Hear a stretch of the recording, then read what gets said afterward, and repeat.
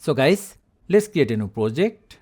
Tab on top left button, select the folder where you have your files.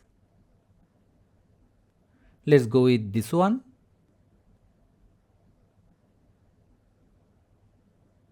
Now we are inside our main project. Go to overlay. Here we have a falling leaf animation overlay. You can download it from the video description. Now when we select it, you may see this error. Don't worry about this. Just select add. Scale it up a little bit. Position it like you want. And we are done.